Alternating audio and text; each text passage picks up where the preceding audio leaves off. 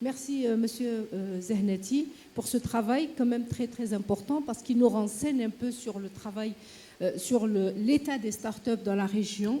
Et donc, ça nous emmène à dire, au fait, l'effort qu'il faut faire pour que ces startups soient un peu plus visibles. Donc, il faut aller dans les levées de fonds, peut-être aussi les encourager à aller vers la formation.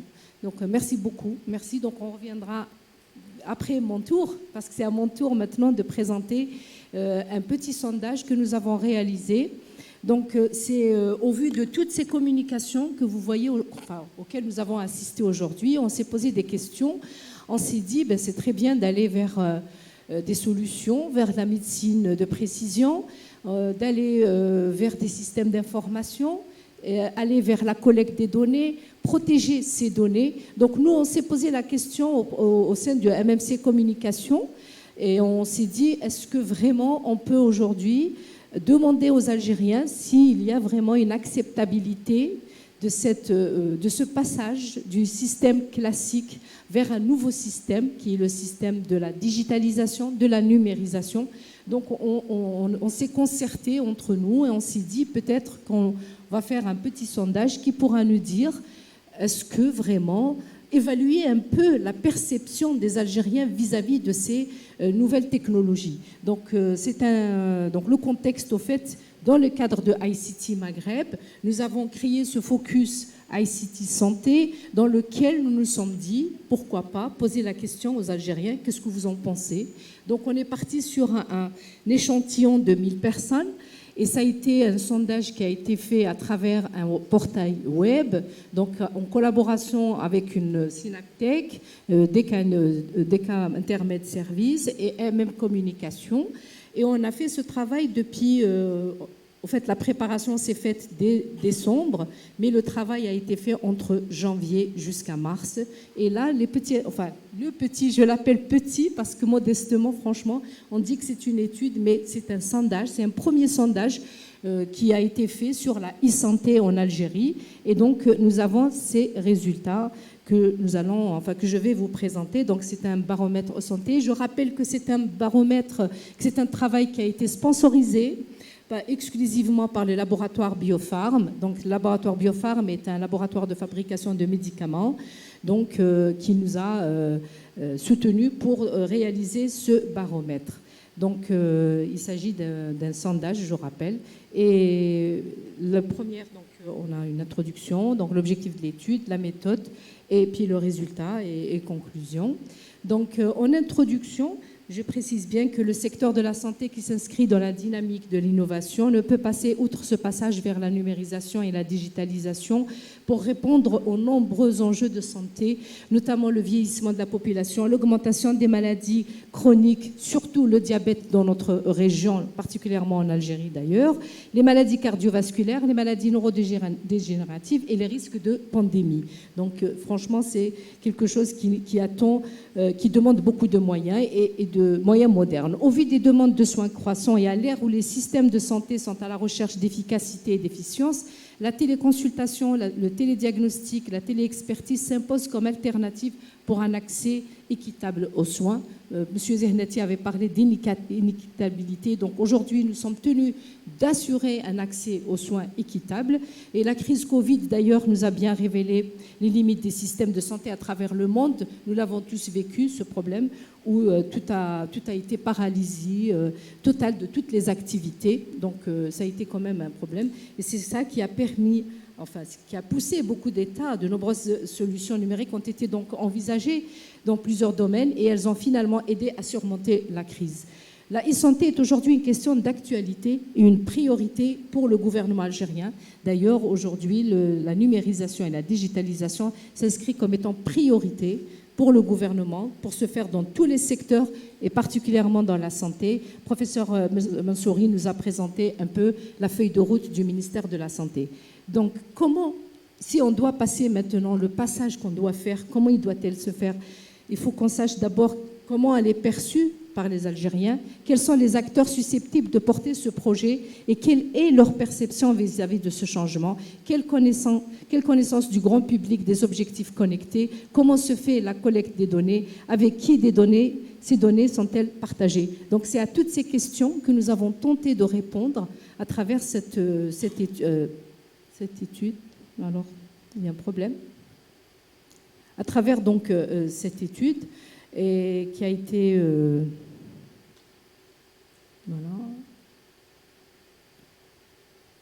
voilà. Donc l'objectif de l'étude, c'était le lancement donc que nous avons assimilé modestement à une étude, à part objectif d'évaluer la perception des Algériens vis-à-vis de la digitalisation, je l'avais déjà dit, et l'usage des outils de santé connectés, et identifier les attentes et les craintes liées à ces nouveaux outils numériques.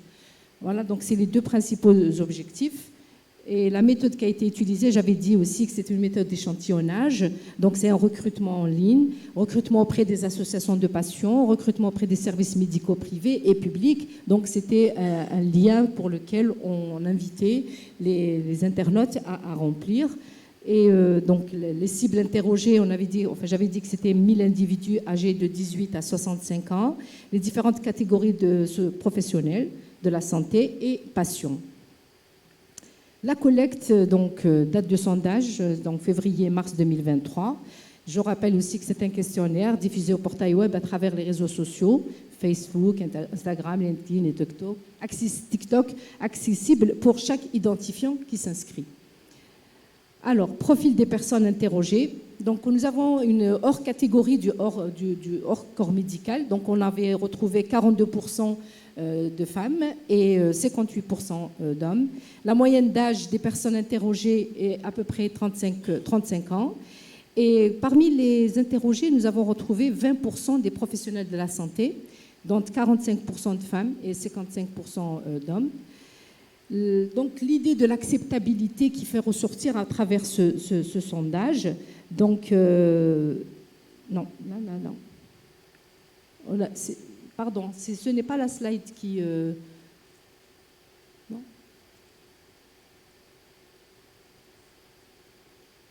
Bon, l'acceptabilité de la partage des données, donc personnelles. Dans ce sondage, nous avons trouvé quand même la majorité qui accepte que le médecin accepte le dossier médical sur leur téléphone. Et c'est pour le médecin traitant. Et par contre, 86% ne s'opposent pas au partage de santé quand il s'agit de professionnels de santé. Au moment où on leur a posé la question, si des professionnels de santé en dehors de votre médecin traitant voudraient partager vos données pour que vous puissiez être suivis pour d'autres pathologies ou pour études de dossiers, donc ça n'a pas été, ils ne se sont pas opposés, au contraire, ils ont été favorables. Donc là, on va aller vers des résultats. Donc je rappelle que c'est des résultats préliminaires. Il se pourrait qu'on continuera aussi à faire encore une deuxième vague de sondage, peut-être pour d'autres questions. Donc on remarque quand même qu'il y a une forte adhésion à cette nouvelle approche qui s'impose comme solution pour faire face à la demande de soins.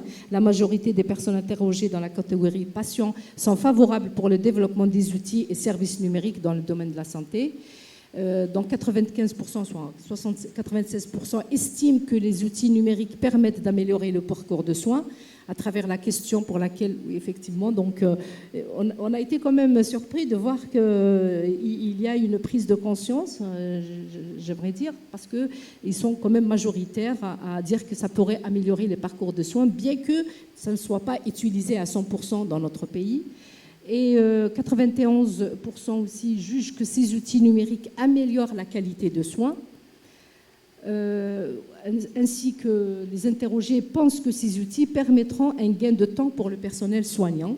C'est ce qui permettra justement d'avoir des données dans leur smartphone pour pouvoir justement gérer leurs patients, notamment pour ceux qui ont déjà un dossier électronique, ceux qui ont des fichiers, etc. Et donc pour 98%, par contre, pour les professionnels de la santé, la question a été posée donc différemment pour les professionnels de la santé et pour les patients. Donc, du côté des professionnels de la santé, le développement des nouvelles technologies permet de prendre des décisions thérapeutiques plus sereines et éclairées. Donc, on pourra aussi en débattre avec professeur Mansouri, elle qui s'est intéressée un peu à toutes ces nouvelles technologies pour améliorer la qualité des soins et l'accès surtout aux soins. Et par rapport à donc toujours les professionnels de la santé, ils estiment aussi que les nouvelles technologies permettent aussi de renforcer leurs compétences et leurs qualifications, donc la nécessité de former aussi davantage les professionnels de la santé. Toujours pour les professionnels de la santé, par rapport au gain de temps, ils estiment aussi qu'on pourrait gagner du temps quand on aura à utiliser les nouvelles technologies. Pour les applications aussi, faciliteront la prise de rendez-vous pour les patients. C'est ce qui permettra d'avoir un fichier, une meilleure organisation des rendez-vous des patients. Alors, concernant l'utilisation des applications dans l'accompagnement et le suivi des patients, donc la question a été posée de part et d'autre, de par les patients et de par les professionnels de la santé. Donc, on a souhaité voir un peu si vraiment les applications sont prescrites ou sont demandées ou elles sont déjà demandées par les patients. Donc, le sondage nous a montré au fait que 96% des personnes interrogées considèrent qu'il est utile de fournir des applications aux patients pour l'accompagnement dans la prise de leur traitement et dans le suivi. Et 95% aussi considèrent qu'il est utile de fournir des informations à travers une application pour le suivi de leur état de santé. Pareil aussi pour le fait de généraliser les préadmissions via Internet ou par application. Donc, aussi, pour rapport à les personnes interrogées, les données de santé peuvent être avancées. Par rapport à la question elle est plus précise ici. On avait demandé, est-ce que vraiment les données de santé peuvent faire avancer la recherche médicale et améliorer la santé de tous? Ça a été aussi vraiment à la majorité. Ça m'a un petit peu étonnée. Mais bon, mais peut-être aussi j'avais dit que la moyenne des personnes interrogées est de 35 ans. Donc, c'est peut-être aussi des professionnels pour la majorité qui avaient répondu par rapport à ça. Mais les professionnels aussi, nous leur avons posé la question à part et la réponse était identique. Donc, ils sont favorables. Et puis après, nous sommes aussi intéressés à l'usage des services numériques et des objets connectés. Donc, dans notre pays, on sait qu'il y a... En fait, l'utilisation, elle est très, très limitée, que ce soit pour les applications ou pour les objets connectés. Donc, on avait pensé peut-être au tensiomètre, qui est quand même un dispositif médical certifié, ou bien un glucomètre. Et dans notre sondage, nous avons posé la question par rapport aux maladies chroniques. Donc, on s'est dit aussi, est-ce que votre médecin vous a-t-il recommandé l'usage d'objets connectés pour un échange d'informations? Effectivement, il y a 22% qui disent oui, mais par contre, 70% disent non. Donc, ce n'est pas tout à fait recommandé. Et puis après, seriez-vous prêt à accepter des objets connectés si votre médecin traitant vous le propose dans le cadre du suivi d'une maladie chronique? Seriez-vous favorable ou opposé à ce que vos données de santé soient utilisées par des professionnels de santé pour vous mettre sous traitement? Et donc, la réponse, elle est claire. Voilà, donc ils sont 92,86% pour dire oui et 13% et 86% pour non. Donc c'était quand même quelque chose, les gens ne s'opposent pas à des applications ou à des objets connectés. Par contre, là, du côté des médecins, en tant que médecin, avez-vous recommandé l'usage d'objets connectés à vos patients permettant l'échange d'informations? On voit bien donc 45% qui disent oui et 55% qui disent non. C'est exact. Pareil aussi pour tout ce qui est l'utilité de fournir aux patients des applications pour un accompagnement et la prise de traitement et le suivi. Pareil, 99% disent qu'ils sont effectivement pour et 3% non.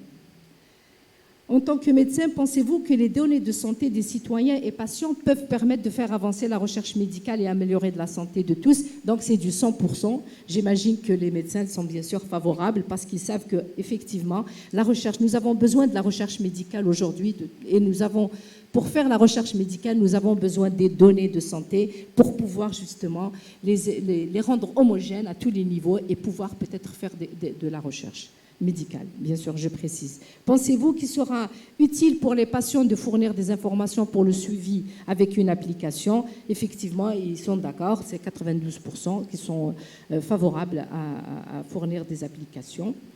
Alors, nous nous sommes donc intéressés un peu à l'utilisation. Comme je disais tout à l'heure, que ce n'est pas tout le monde, nous n'avons pas une forte utilisation, que ce soit des applications ou des objets connectés.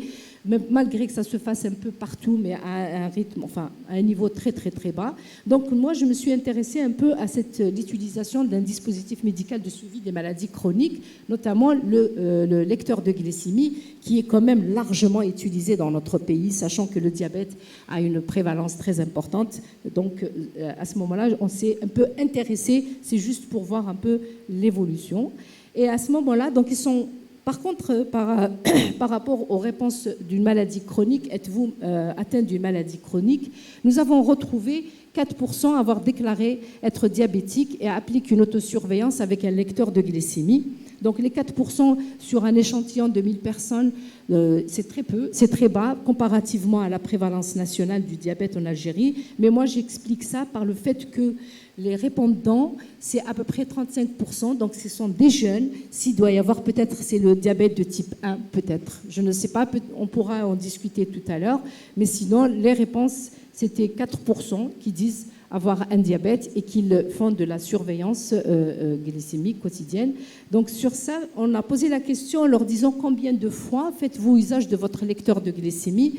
Donc la réponse, elle est un petit peu, ça m'a un peu, s'il y a des personnes qui sont diabétiques, les études ne contrôlent, 45% contrôlent de temps à autre leur glycémie, alors qu'ils sont seulement 36% à contrôler une fois par jour. De temps à autre, 46%, et un jour sur deux, 18%. Donc, s'il y a, enfin, ça peut-être pourra faire objet d'un autre débat par rapport à l'éducation thérapeutique. Peut-être après, on pourra peut-être l'explorer. Combien de fois changez-vous de marque de lecteur de glycémie par année? Ça aussi, nous nous sommes interrogés pour savoir un peu s'il y a des personnes qui changent de lecteur de glycémie, sachant qu'à un certain moment, les lecteurs de glycémie étaient donnés gratuitement par les pharmacies, donc les gens pouvaient changer à chaque fois. Et là, je me suis dit, peut-être, on va voir si vraiment les diabétiques changent de lecteur de glycémie. Donc, on voit bien 37%. Qui le changent quand même une fois par an, 27% deux fois, 27% plus de 2 fois et 9% jamais. Qui oriente votre choix concernant le lecteur de glycémie? Donc à ce moment-là aussi, on s'est interrogé, est-ce que c'est les médecins, c'est le pharmacien, c'est le patient lui-même? Donc on retrouve bien que 41% ce sont les médecins, 50% c'est les pharmaciens, il reste une partie.